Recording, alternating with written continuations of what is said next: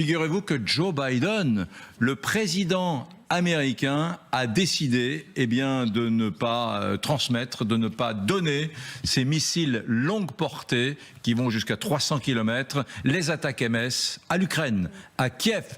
Joe Biden a dit non. Les plus optimistes pourront dire que Joe Biden a dit non, mais, ou bien non, mais faut voir. N'empêche qu'il a dit non à Zelensky. Oui, on pensait que c'était la prochaine étape après les chars et les avions de combat, et finalement il n'en est rien. Les attaques MS, on vous rappelle ce que c'est, les systèmes de missiles tactiques à longue portée, des missiles sol-sol qui peuvent tirer à 300 km. Ça coûte 1 500 000 $. Voilà, c'est une sacrée somme. Et voici ce que l'on annonçait il y a exactement 10 jours. Joe Biden sur le point de prendre une décision sur l'envoi de missiles à longue portée à Kiev, qui ouvre potentiellement un nouveau chapitre de soutien militaire américain à l'Ukraine. Certains experts le disaient, c'est sans doute l'arme qui peut tout changer sur le terrain. Finalement, il n'en sera rien. Écoutez, Jake Sullivan, le conseiller à la sécurité nationale des États-Unis. Écoutez ce qu'il a dit tout à l'heure. Ce que je dirais, c'est que le président Biden parle constamment à ses propres militaires et à ses homologues en Europe, ainsi qu'aux Ukrainiens eux-mêmes, de ce qui est nécessaire sur le champ de bataille à n'importe quelle phase de la guerre, et de ce que les États-Unis peuvent fournir, tout en garantissant que nous sommes en mesure de répondre à nos propres besoins en matière de dissuasion et de défense. Après mûre réflexion, il a décidé à ce jour de ne pas fournir d'attaque MS, mais il n'a pas non plus retiré cette option de la table pour l'avenir. Je n'ai rien à annoncer à ce sujet aujourd'hui. Bon, c'est dit poliment, c'est dit élégamment, Renaud Pila, mais enfin c'est un non, je suis désolé, moi je suis Zelensky, en plus en ce moment sur le sol américain, puisque Zelensky était à l'ONU, on l'a vu ce soir, il est à la Maison Blanche, mais voilà, c'est un camouflet quand même, vous êtes d'accord avec ça? Totalement, bon. On va en parler.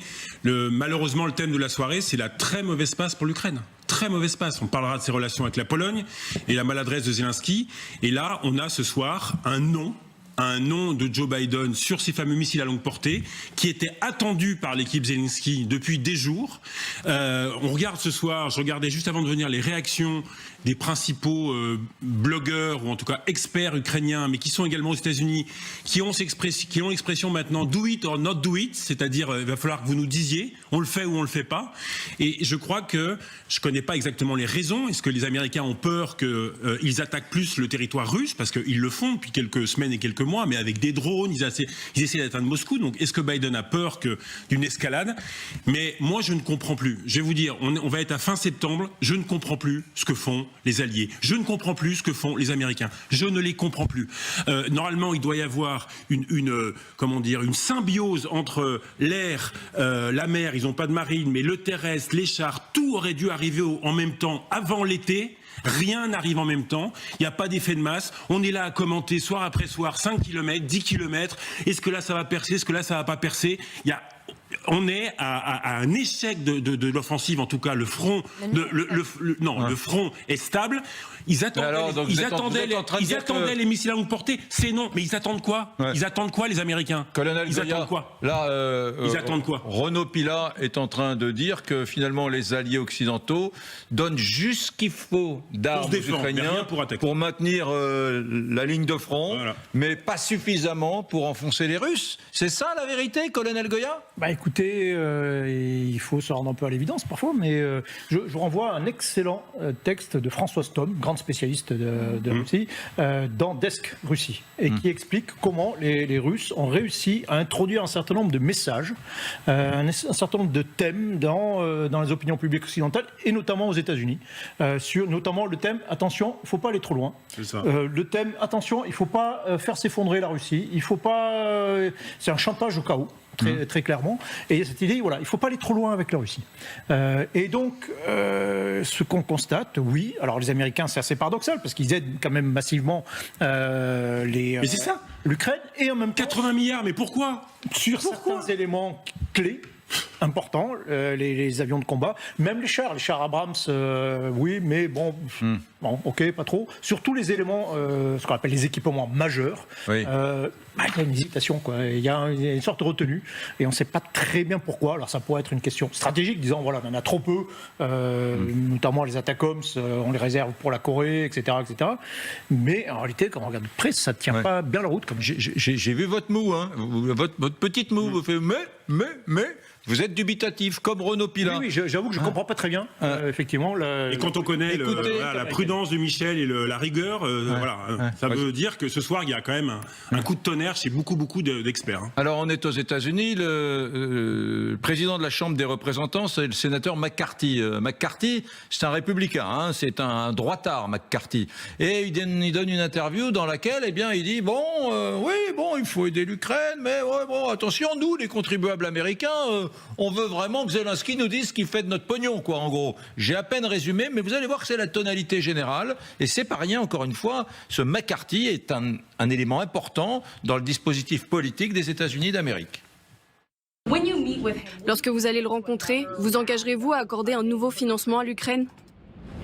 Zelensky est-il élu au Congrès? Est-il notre président? Je ne pense pas devoir m'engager à quoi que ce soit. J'ai des questions à lui poser. Quel est le plan de victoire? Je pense que les Américains veulent savoir. Écoutez, que la Russie les envahisse est une erreur, une atrocité, et nous voulons nous assurer qu'elle cesse. J'ai également toujours dit depuis le début que quel que soit le problème, je veux qu'on rende compte aux contribuables qui travaillent dur, qui consacrent leur argent, et je veux un plan de victoire. Donc non, j'écouterai le peuple américain, je suivrai ce qui se passe au Congrès, mais j'aurai des questions à poser au président Zelensky. Gallagher-Fenwick, est-ce qu'il a raison de demander des comptes ? Alors, moi, je vais vous donner une petite explication qui est la mienne. Sur le nom de Biden. Oui. Pourquoi Biden a dit non à Zelensky? Et on va revenir sans doute sur l'odieuse métaphore qui a été employée par le président polonais Duda, qui dit que l'Ukraine, je le cite, est comme un homme qui est en train de se noyer. Il faut faire attention quand on essaie de le sauver, on risque d'être noyé et d'entraîner vers les fonds. Zelensky est en train de rentrer dans des eaux très très troubles, c'est-à-dire les eaux de la campagne qui se déroule aux États-Unis en ce moment même. Pareillement, il y en a une en Pologne, et donc il a besoin très rapidement, parce que c'est un acteur international majeur, d'apprendre justement à nager et à naviguer dans ces eaux très très troubles. Kevin McCarthy, qui est le président de la Chambre le plus mal élu de l'histoire du Congrès des États-Unis, est sous pression de la frange la plus à droite du Parti républicain. Vous l'avez décrit à juste titre comme un droitard, mais il faut savoir qu'il y a des extrêmes droitards dans ce Parti républicain qui menacent de le faire tomber. Et ce sont eux, comme l'a dit le colonel Goya, qui ont introduit des éléments qui viennent de la frange MAGA, Trump, etc., qui sont des espèces de crypto-poutinophiles, qui sont alignés sur les thèses chères à Poutine et au Kremlin. Et donc, c'est ce à quoi on assiste. Et ça donne ce moment extrêmement compliqué pour Zelensky, où il vient au Congrès. Il a demandé à parler aux deux chambres comme la dernière fois. C'est ce même personnage, Kevin McCarthy, qui le lui a refusé. Et derrière, il va voir un Biden qui lui dit sur les attaques, écoute, c'est compliqué pour l'instant. À la Poédie, est-ce que vous aviez senti le vent tourner? On sait que Zelensky avait émis des doutes sur le soutien des Alliés il y a 10 jours. Est-ce que vous sentiez que finalement ça allait se concrétiser? Non, je ne sens pas le vent tourner. Déjà, la phrase de Biden, c'était non pour l'instant, mais rien n'est dit que ça ne sera pas fait après. Et tout de suite, après ça, il y a eu la confirmation que les chars Abrams arrivent déjà bientôt dans les jours qui viennent. Donc, ils sont quelque part en route.